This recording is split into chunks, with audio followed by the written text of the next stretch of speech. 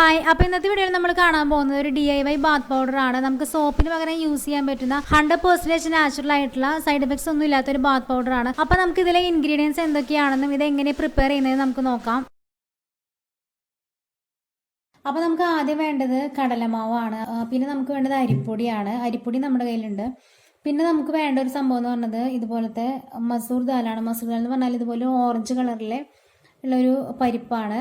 അപ്പോൾ ഇത് നമുക്ക് വേണം. അപ്പോൾ ഞാനിത് വാഷ് ചെയ്തിട്ട് ഇങ്ങനെ ഉണക്കി എടുത്തിരിക്കുകയാണ്.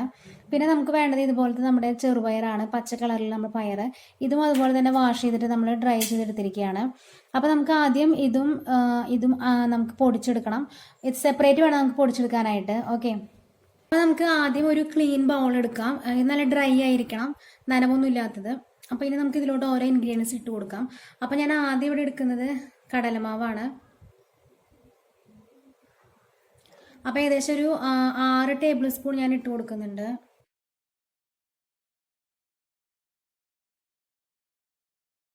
അടുത്തായിട്ട് നമുക്ക് വേണ്ടത് അരിപ്പൊടിയാണ്. അപ്പോൾ അരിപ്പൊടി ഞാൻ ഏകദേശം ഒരു 4 ടേബിൾ സ്പൂൺ എടുക്കുന്നുണ്ട്.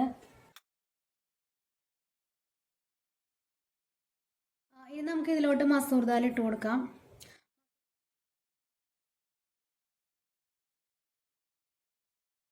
മസൂർ ദാൽ ഏകദേശം 3 ടേബിൾ സ്പൂൺ ഇടുന്നുണ്ട്.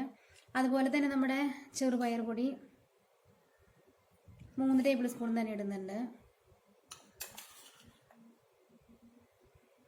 അടുത്തായിട്ട് നമ്മൾ ഇടുന്നത് ചന്ദനപ്പൊടിയാണ്. ചന്ദനപ്പൊടി ഏകദേശം ഒരു 2 ടേബിൾ സ്പൂൺ ഇടുന്നുണ്ട്.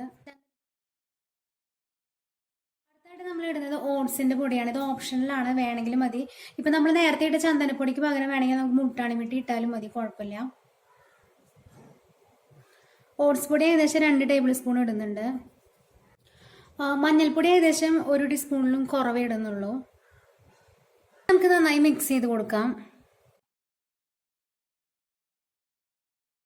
അപ്പോൾ ഈ ഒരു ബാത്ത് പൗഡറിൽ നമ്മൾ ഏറ്റവും കൂടുതൽ യൂസ് ചെയ്തിരിക്കുന്നത് കടലമാവാണ്, അതായത് ഗ്രാം ഫ്ലോർ ആണ്. ഗ്രാം ഫ്ലോറിൻ്റെ കാര്യം പറയുകയാണെങ്കിൽ ഒരു ഗുഡ് ക്ലെൻസർ ആണ്. നമ്മുടെ സ്കിന്ന് ബ്രൈറ്റൻ ചെയ്യാനും അതുപോലെ തന്നെ സൺ ടാൻ ഒക്കെ കുറയ്ക്കാൻ ഹെൽപ്പ് ചെയ്യുന്നുണ്ട്. അതുപോലെ തന്നെ മുഖക്കുരു തടയാനും ഇത് ഹെൽപ്പ് ചെയ്യുന്നുണ്ട്. ഇതിൽ ഒരുപാട് സിങ്ക് അടങ്ങിയിരിക്കുന്നുണ്ട്. അതുകൊണ്ട് തന്നെ ഇൻഫെക്ഷനൊക്കെ ചെറുക്കാൻ ഇത് സഹായിക്കുന്നുണ്ട്. പിന്നെ അരിപ്പൊടിയുടെ കാര്യം പറയുകയാണെങ്കിൽ, റൈസ് ഫ്ലോറിൻ്റെ കാര്യം പറയുകയാണെങ്കിൽ ഇതൊരു ആന്റി ഇൻഫ്ലമേറ്ററി ഏജന്റ് ആണ്. നാച്ചുറൽ ആന്റി ഏജിങ് പ്രോപ്പർട്ടി ഉള്ള ഒരു സംഭവമാണ് നമ്മുടെ അരിപ്പൊടി എന്ന് പറയുന്നത്. നമുക്കറിയാം, അരിപ്പൊടി നമ്മൾ യൂസ് ചെയ്യുമ്പോൾ നമ്മുടെ മുഖത്തിൽ എക്സസ് ആയിട്ടുള്ള ഓയിലൊക്കെ അത് എടുത്ത് മാറ്റുന്നുണ്ട്. അതുകൊണ്ട് തന്നെ നമ്മുടെ സ്കിന്നിൽ മുഖക്കുരു വരാനുള്ള സാധ്യത കുറയ്ക്കുന്നുണ്ട്. നമ്മുടെ സ്കിന്നിനെ എക്സ്പോളിയേറ്റ് ചെയ്തിട്ട് അതിൽ ഡെഡ് സെൽസിനൊക്കെ റിമൂവ് ചെയ്യാൻ ഹെൽപ്പ് ചെയ്യുന്നുണ്ട്. ഡാമേജ് വന്ന സെൽസിനൊക്കെ റിപ്പയർ ചെയ്യാനും സഹായിക്കുന്നുണ്ട്. പിന്നെ നമുക്കറിയാം, ചെറുപയർ പൊടി എന്ന് പറഞ്ഞാൽ ഒരുപാട് നമ്മുടെ സ്കിന്നിനെ നറിഷ് ചെയ്യാൻ ഹെൽപ്പ് ചെയ്യുന്ന ഒരു സംഭവമാണ്. ഇത് ഒരുപാട് പ്രോട്ടീൻ റിച്ച് ആയിട്ടുള്ള ഒരു ഇൻഗ്രീഡിയന്റ് ആണ്. അതുകൊണ്ട് തന്നെ ഇത് നമ്മുടെ സ്കിന്നിന് നന്നായി ടെക്സ്ചറൊക്കെ നന്നായി ഇംപ്രൂവ് ചെയ്യാൻ ഹെൽപ്പ് ചെയ്യുന്നുണ്ട്. വൈറ്റമിൻ എയും വൈറ്റമിൻ സിയും റിച്ച് ആയിട്ടുള്ള ഒരു ആന്റി ഓക്സിഡന്റ് പ്രോപ്പർട്ടി ഉള്ള ഒരു സംഭവമാണ് ഈ ചെറുപയർ പൊടി എന്ന് പറയുന്നത്. പിന്നെ നമ്മൾ യൂസ് ചെയ്താണ് മസൂർ ദാൽ. മസൂർ ദാലിന്റെ മെയിൻ ഗുണം എന്ന് പറഞ്ഞാൽ നമ്മുടെ സ്കിന്നിലുള്ള പോർസ് ഒക്കെ ടൈറ്റൻ ചെയ്യാൻ ഹെൽപ്പ് ചെയ്യുന്നുണ്ട്. നല്ലൊരു ക്ലെൻസറും അതുപോലെ തന്നെ ഒരു എക്സ്പോളിയേറ്ററും കൂടിയാണ് ഈ മസൂർ ദാൽ എന്ന് പറയുന്നത്. നമ്മുടെ സ്കിന്നിൽ ഉണ്ടാകുന്ന ചുളിവുകളൊക്കെ കുറയ്ക്കാൻ ഇത് ഹെൽപ്പ് ചെയ്യുന്നുണ്ട്. പിന്നെ മറ്റൊരു ഇൻഗ്രീഡിയന്റ് ആണ് ഓട്സ്. ഓട്സ് എന്ന് പറഞ്ഞാൽ റിച്ച് ഇൻ ആന്റി ഓക്സിഡൻസ് ആണ്. ഇത് നമ്മുടെ സ്കിന്നിൽ ഉണ്ടാകുന്ന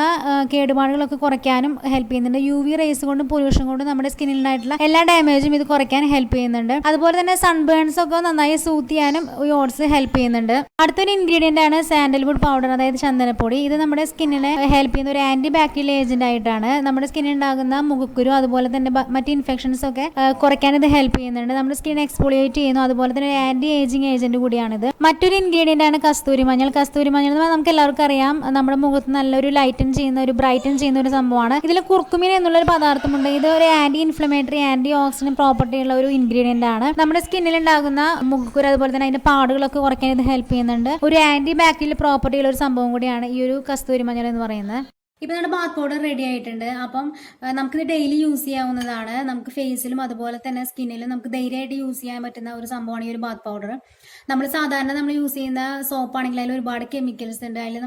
അതിൽ ഇൻഗ്രീഡിയൻസ് നോക്കിയാൽ കാണാം, എല്ലാം കെമിക്കൽസ് ആണ്. നമ്മുടെ സ്കിൻ ഒരുപാട് ഡ്രൈ ആയി പോകും. അതേസമയം നമ്മൾ ഈ ഒരു ബാത്ത് പൗഡർ യൂസ് ചെയ്യാന്നുണ്ടെങ്കിൽ ഇതിൽ കെമിക്കൽസ് വരുന്നില്ല. അതുപോലെ തന്നെ നമ്മുടെ സ്കിന്നിന് നന്നായിട്ട് അഴുക്കൊക്കെ പോകാൻ ഹെൽപ്പ് ചെയ്യുന്നുണ്ട്. ഇപ്പോൾ ഇതിൽ ഒരുപാട് തരികളുണ്ട്, അധികം ഫൈൻ ആയിട്ടുള്ള ഒരു പൊടിയൊന്നുമല്ല. അപ്പോൾ നമ്മളിത് സ്ക്രബ് ചെയ്യുന്ന പോലെ ഒരു ഇഫക്റ്റാണ് നമുക്ക് കിട്ടുന്നത്. നമ്മുടെ ബോഡിയിൽ ഇത് വെച്ചിട്ട് നമ്മളൊന്ന് ക്ലീൻ ചെയ്യുമ്പോൾ നമുക്ക് നല്ലൊരു സ്ക്രബ് ചെയ്യുന്ന ഇഫക്റ്റാണ് കിട്ടുന്നത്. അപ്പോൾ നമ്മുടെ സ്കിന്നിനെ നന്നായി എക്സ്പോളിയേറ്റ് ചെയ്തിട്ട് അതിലെ ഡെഡ് സെൽസ് ഒക്കെ അവിടെ നിന്ന് റിമൂവ് ചെയ്യാൻ ഹെൽപ്പ് ചെയ്യുന്നുണ്ട്.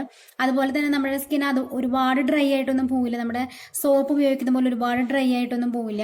അപ്പം ഡ്രൈ സ്കിൻ ഉള്ളവരാണെന്നുണ്ടെങ്കിൽ നമുക്ക് ഇതിൻ്റെ കൂടെ പാല് മിക്സ് ചെയ്തിട്ട് യൂസ് ചെയ്യാം, അല്ലെങ്കിൽ നമുക്ക് വേണമെങ്കിൽ തൈരൊക്കെ വേണമെങ്കിൽ മിക്സ് ചെയ്തിട്ട് വേണമെങ്കിൽ ഇത് യൂസ് ചെയ്യാം. അപ്പം നമ്മളിത് ആദ്യം ഒരു എയർ ടൈറ്റ് കണ്ടെയ്നറിൽ നമ്മളിത് സൂക്ഷിക്കുകയാണ് ചെയ്യുന്നത്.